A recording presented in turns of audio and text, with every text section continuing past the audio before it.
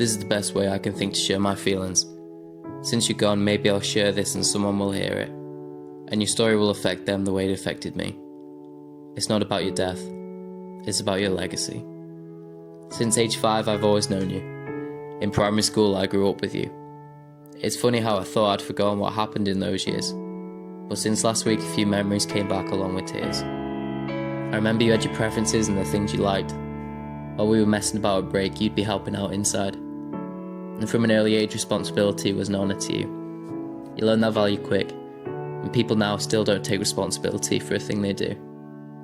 I remember you invited me out for your birthday. It was Indiana Jones at the cinema that day, and I was so pleased you asked me.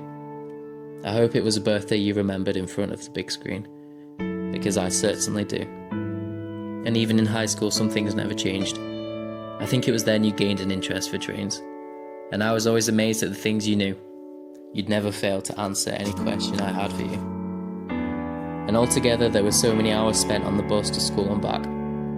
Mostly we'd talk, but sometimes you'd be distracted with your headphones on listening to ABBA tracks. And as we would stand and wait, you could always tell me which driver, which reg, and why it was going to be late.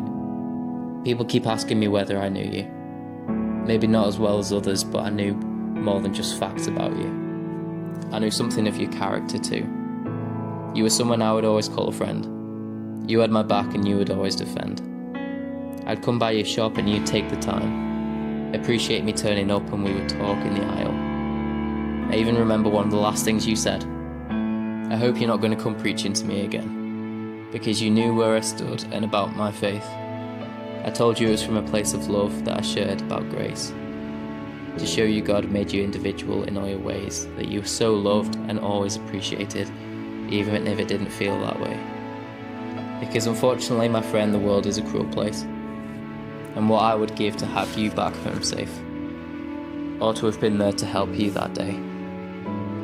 I think it's given some people a reality check. Maybe now they'll realise their life could be over in a second. Maybe they'll value time, the little things in life. That they should love people instead of being so full of pride. We can write rest in peace as much as we like. How about loving the people around us whilst they're still alive? Every time I look at your photo in the paper, I'm saddened and humbled inside. Because you were one of the best and you were too young to die. And if you've taught me anything, it's how to appreciate life. You always had such a helping heart and would go the extra mile. And I hope the memory of you will always come with a smile.